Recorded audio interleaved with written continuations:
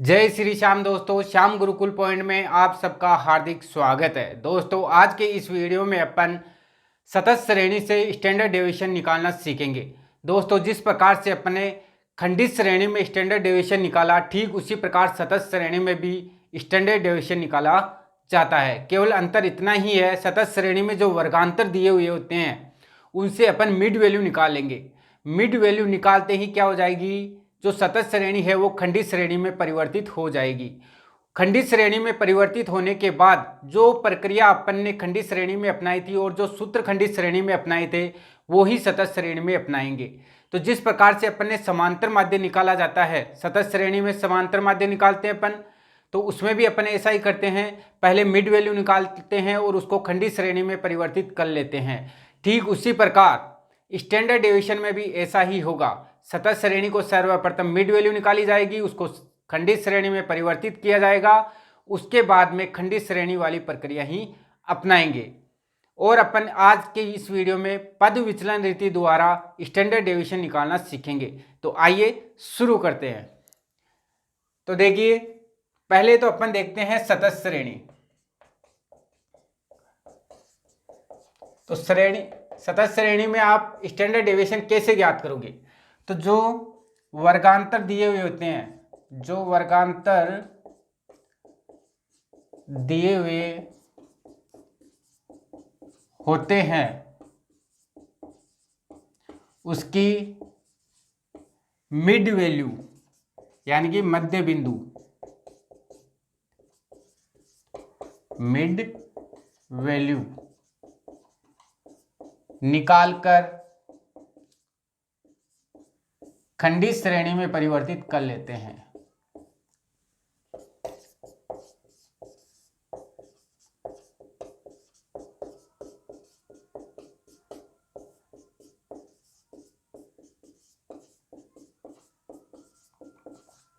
उसके बाद वही प्रक्रिया, वह सूत्र का प्रयोग करते हैं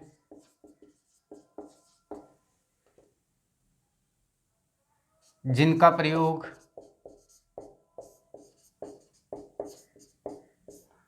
खंडित श्रेणी में किया जाता है।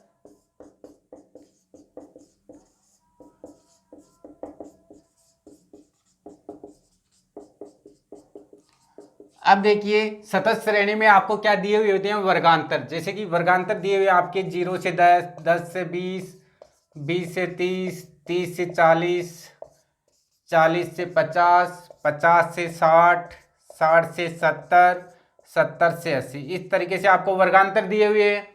अब आप मिड वैल्यू निकालोगे। देखिए, मिड वैल्यू निकालने का फॉर्मूला क्या होता है? मिड वैल्यू बराबर L1 plus L2 upon 2। L1 का मतलब है लोअर लिमिट, L2 का मतलब है अपर लिमिट। तो निम्न सीमा और उस सीमा का योग करके आप 2 का भाग लगाओगे, तो 0 और 10 को जोड़ोगे तो 10, 10 में 2 का भाग लगाओगे 5, 10 और 20 30, 30 में 2 का भाग लगाओगे 15, 20 और 30 50, 50 में 2 का भाग लगाओगे 25। इस प्रकार 35, 45, 55, 65 और 75। इस प्रकार से ये क्या आ जाएगी? Mid value. जो मिड वैल्यू आएगी उसको क्या मानोगे? x मानोगे। ठीक है। और f आपको दिया हुआ है, जैसे कि ये f हो गया 15, 15, 23, 22, 25, 10, 5 और 10। अब इसकी कोई आवश्यकता नहीं है अपन को। अब वर्गांतर की कोई आवश्यकता नहीं है, आपको x मिल गया और f मिल गया। अब ये श्रेणी किस में परिवर्तित हो गई? ये श्रेणी है वो खंडित श्रेणी में परिवर्तित हो चुकी है।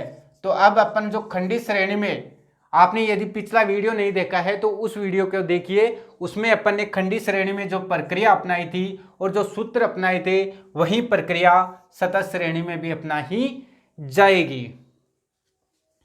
अब अपन देखते हैं पद विचलन रीति। पद विचलन रीति का प्रयोग कब किया जाता है? जब वर्गांतर समान होते हैं। पद विचलन रीति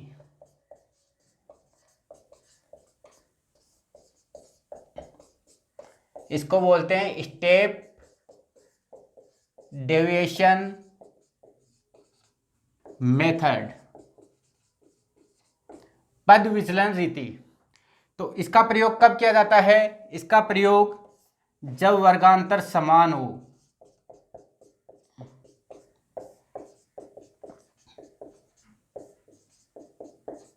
जब वर्गांतर समान हो, देखिए यहाँ पे सब में 10-10 का अंतर आ रहा है, 0 से लेकर एंड तक 80 तक आपको 10 का अंतर आ रहा है। तो इसमें क्या है? वर्गांतर क्या है? समान है। तो जब भी वर्गांतर समान होंगे तब पद विचलन रीति अपनाई जा सकती है। उसके बाद में कल्पित मूल्य से विचलन लेंगे,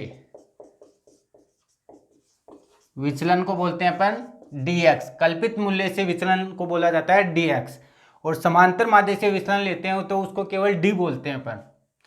से विचलन लिए जाएंगे। उसके बाद में क्या होगा? dx ज्ञात करेंगे। dx कैसे होगा? x माइनस a के द्वारा। ठीक है। अब देखिए, अब होता है पद विचलन रीति का काम। अब अपन ज्ञात करेंगे dx डैश। ये हो जाएगा dx आया आपके पास, ये dx आया, इसमें आपको i का भाग देना है इंटरवल का, यानी कि जो कॉमन फैक्टर हो जिसमें उन सभी संख्याओं में भाग जाता हो। जैसे कि आपके पास dx का मान आया 5, 15, 25, 35। तो अब आपको dx डैश ज्ञात करना पड़ेगा। वो कैसे ज्ञात करोगे? dx में i का भाग दोगे, i फॉर इंटरवल। लेकिन जो कॉमन फैक्टर होता है, अब देखिए इन सभी संख्याओं में किसका भाग जा रहा है? 5 का भाग जा रहा है। ठीक है। तो यहाँ पर i बराबर क्या होगा? 5 होगा, जबकि वर्ग अंतराल कितना है? 10 है। यहाँ भी देखिए 5 से 15 में 10 का अंतर है, 15 से 25 में 10 का अंतर है, लेकिन इन सब में भाग किसका जा रहा है? 5 का जा रहा है। तो यहाँ पर i बराबर क्या होगा?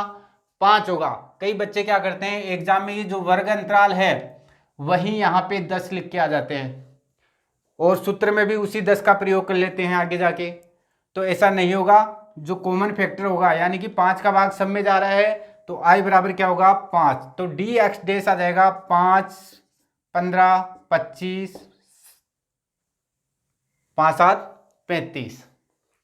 इस प्रकार से अपन dx डैश ज्ञात कर लेंगे।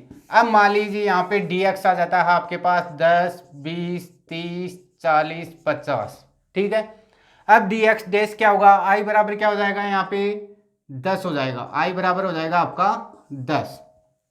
सभी संख्याओं में 10 का भाग जा रहा है, तो देखिए 1, 2, 3, 4, 5। dx डैश का मान आ गया 1, 2, 3, 4, 5। इस तरीके से अपन dx डैश ज्ञात कर लेंगे। उसके बाद में अपन ज्ञात करेंगे f dx डैश, यानी कि आवर्तियों को dx डैश से इंटू कर देंगे। उसके बाद में अपन ज्ञात करेंगे f dx डैश स्क्वायर। ये कैसे ज्ञात होगा? f dx डैश को इंटू करोगे किससे? dx डैश से, तब जाके क्या आ जाएगा आपका? f dx डैश स्क्वायर आ जाएगा। यानी कि 4 और 5 को आपस में इंटू करोगे तो आपका आ जाएगा f dx dash square.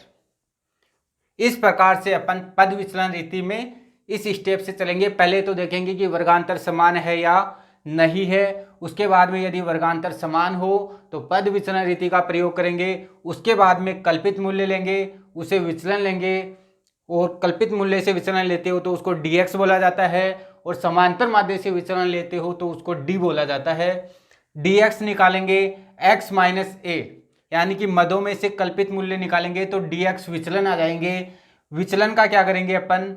Deviation लगाएंगे। यहाँ पे i का भाग लगाएंगे जो कॉमन फैक्टर हो, यानी कि जिसमें जिन सभी संख्याओं में किसी एक संख्या का भाग जा रहा हो वही अपना कॉमन फैक्टर इंटरवल हो जाएगा यहाँ पे। तो dx डैश बराबर dx अपॉन i का भाग लगाकर अपन dx डैश ज्ञात करते हैं। उसके बाद में आवर्तियों को dx डैश से इंटू कर देंगे हैं तो f dx डैश आ जाएगा। उसके बाद में f dx डैश स्क्वायर ज्ञात करेंगे, वो ज्ञात करेंगे f dx dash into dx dash, यानी कि 4 और 5 कॉलम को इंटू करोगे तो आपका 6वां कॉलम आ जाएगा। अब अपन जो लघु रीति में सूत्र प्रयोग कर रहे थे वो ही पद विचरण रीति में प्रयोग करेंगे। जैसे लघु रीति थी अपनी, तो लघु रीति में आप कल्पित माध्य का प्रयोग करते हो और पद विचरण रीति में भी आप कल्पित मूल्य का प्रयोग करते हो। तो आपको दो फॉर्मूले बताए हुए थे। तो यहाँ पे देखो, यहाँ पे आई लिया आपने, जो आई लिया था स्टेप डेविएशन निकालने के लिए, जो आई लिया था उस आई से इंटू करोगे under root sigma F D X dash square upon N minus sigma F D X dash upon N का होल स्क्वायर। एक तो ये वाला फॉर्मूला है। एक दूसरा फॉर्मूला हो जाएगा स्टैंडर्ड डेविएशन बराबर, आपका था 1/n था उसमें, अब 1/n की जगह क्या हो जाएगा i/n। आई फॉर इंटरवल हो जाएगा, जो अपन स्टेप डेविएशन में काम में लेते हैं, यानी कि कॉमन फैक्टर हो जाएगा यहाँ पे, into root sigma F D X dash square into N minus sigma F D X dash का होल स्क्वायर। तो इन दोनों सूत्रों में से आप कोई से भी सूत्र का प्रयोग कर सकते हो, दोनों से आंसर सेम आएंगे। तो अब अपन इस क्वेश्चन को सोल्व करके देखते हैं। अब आपको क्वेश्चन दिया हुआ है, निम्नलिखित श्रेणी से पद विचलन रीति द्वारा परमाणु विचलन ज्ञात कीजिए। ईयर्स दे रखा है आपको और फ्रीक्वेंसी दे रखी है। तो देखिए आपको ईयर्स दे रखे हैं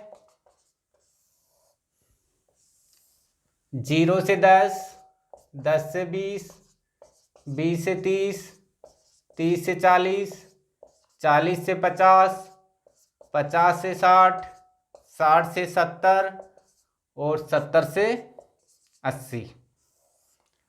अब देखिए आपको x निकालना है, तो x क्या हो जाएगी आपकी मिड वैल्यू, क्योंकि सतत श्रेणी है, इसको खंडित श्रेणी में परिवर्तित करने के लिए वर्गांतरों की मध्य बिंदु लिए जाएंगे।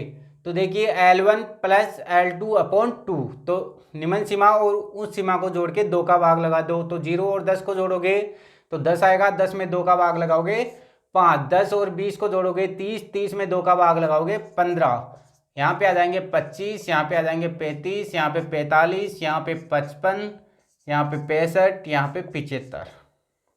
ठीक है, अब यहाँ पे लेंगे अपन एफ। फ्रीक्वेंसी दी हुई है आपको 15, 15, 23, 22, 25, 10, 5 और 10। अब आपको कल्पित मूल्य लेना है। कल्पित मूल्य लिया आपने, यहाँ पे बीच की वैल्यू ले लेंगे 35। ठीक है, 35 लिया। अब अपन ज्ञात करेंगे dx, वर्गांतर समान है, dx ज्ञात करेंगे x माइनस 1 के द्वारा। अब देखिए x में से 1 उठाओगे, a का मान कितना है 35, तो 5 में से 35 गए तो माइनस के 30, 15 में से 35 गए तो माइनस के 20, माइनस के 10, 0, 10, 20, 30, 40, यह आ जाएगा आपका dx। उसके बाद में हो जाएगा आपका dx डैश। ये कैसे निकालोगे, dx में i का भाग लगाओगे, i बराबर यहाँ पे क्या लोगे। अब देखिए इन संख्याओं में 5 का भाग जा रहा है, 10 का, सब में 10 का भाग जा रहा है, तो i बराबर यहाँ पे क्या हो जाएगा 10। ठीक है, अब इन सब में 10 का भाग लगाओगे तो -3, -2, -1, 0, 1, 2, 3, 4। ठीक है, अब अपन लेंगे f dx डैश, यानी कि फ्रीक्वेंसी को आप dx डैश से इंटू कर दोगे। अब देखिए 15 3 45 माइनस के 45, 15 दूना 30, माइनस के 23, 0, 25, 20, 15 और 40। उसके बाद में अपन ज्ञात करेंगे f dx डैश स्क्वायर। ये कैसे ज्ञात करेंगे, f dx डैश को इंटू करोगे dx डैश से। तो डी एक्स डैश का कॉलम ये है और एफ डी एक्स डैश का कॉलम ये है। इन दोनों को आपस में गुणा करोगे, आपको पता है जब दो संख्याओं को, माइनस की संख्याओं को गुणा किया जाता है तो वो प्लस में परिवर्तित हो जाएगी। तो माइनस माइनस तो प्लस हो जाएगा और 120 में 15 जोड़ोगे तो 135, 30 दूना 60, यहाँ पे हो जाएगा 23, यहाँ पे हो जाएगा 0, 25, 40, 45, 160। अब देखिए आपको n बराबर क्या होता है, n बराबर होता है सिग्मा एफ। तो सिग्मा एफ का टोटल करोगे 5 5 10, 10 में 3 जोड़ोगे 13, 13 में 2 जोड़ोगे 15, 15 में 5 जोड़ोगे 20, 20 में 5 जोड़ोगे 25, हासिल 2, 1 1 2, 2 दूनी 4, 2 3 6, 2 चौके 8, 9, 1 10, 10 में 2 जोड़ोगे 12। तो n का मान कितना आया 125। अब अपन को चाहिए sigma F D X dash. अब प्लस की संख्याओं को जोड़िए, पहले 5 10 की शून्य हासिल 1 2 4 5 4 9 और 1 10, 100। और माइनस के कितने आ रहे हैं 6 7 8, 5 6 7 8 9। तो 100 में से 98 गए तो क्या आ जाएंगे प्लस के 2। तो sigma F D X dash का मान आया है 2।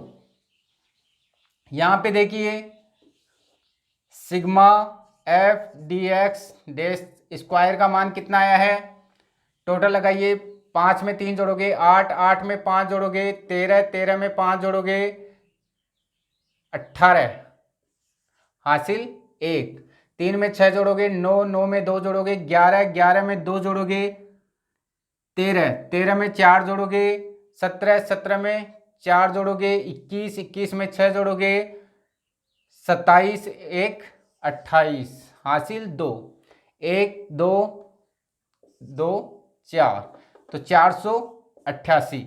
इन सब का मान अपन को ज्ञात हो चुका है। अब अपन फॉर्मूला लगाएंगे। फॉर्मूला लगाएंगे अपन स्टैंडर्ड डेविएशन बराबर sigma F D X dash square upon N minus sigma F D X dash upon N का होल स्क्वायर। अब देखिए स्टैंडर्ड डेविएशन विधि है ये, तो यहाँ पे आई से इंटू करना पड़ेगा। तो यहाँ पे आई बराबर कितना लिया था अपन ने, आई बराबर यहाँ पे लिया था अपन ने 10। तो यहाँ पे 10 रख दो into under root sigma F D X dash square का मान आया आपका 488 और एन का मान आया है आपके पास 125 minus sigma F D X dash का मान आया है आपके पास 2। तो यहां पे रखेंगे 2। एन का मान आया है आपके पास 125, तो यहां पे रखेंगे 125 का होल स्क्वायर। स्टैंडर्ड डेविएशन बराबर 10 इंटू 488 में 125 का भाग लगाओगे तो 3.9 आ जाएंगे। 2 में 125 का भाग लगा के स्क्वायर करोगे तो उसका मान आएगा 0.0। स्टैंडर्ड डेविएशन बराबर 10 इंटू रूट 3.9। स्टैंडर्ड डेविएशन बराबर 10 इंटू रूट 3.9 का मान कितना आएगा, इसका मान आ जाएगा 1.975। 1.975 को 10 से इंटू करोगे तो स्टैंडर्ड डेविएशन का मान आ जाएगा 19.75 ईयर्स। यहाँ पे ईयर्स में डेटा दे रखा है तो आंसर भी ईयर्स में आ जाएंगे। इस तरीके से अपन स्टेप डेविएशन में स्टैंडर्ड डेविएशन का मान ज्ञात करेंगे। अब इसका दूसरा फॉर्मूला है आपके पास, उसको भी यूज कर लेते हैं।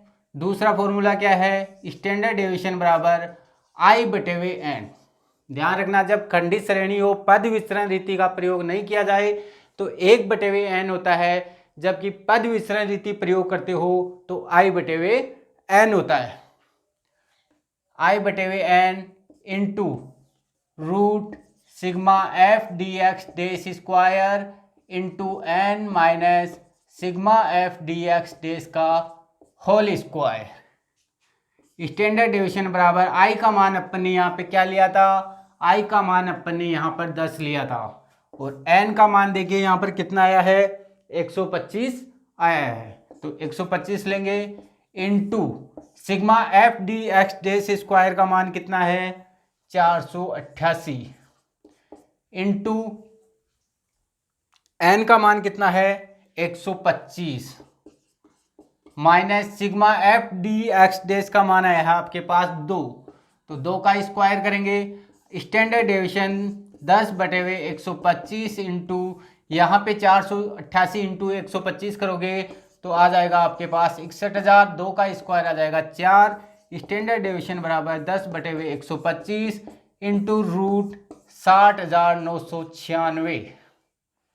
उसके बाद में स्टैंडर्ड डेविएशन 10/125 60,996 का रूट निकालोगे तो 246.973 आ जाएगा। अब इसको 246.973 को 10 से इंटू करोगे और 125 का भाग लगाओगे तो वो ही आ जाएगा आपके पास 19.75 ईयर्स।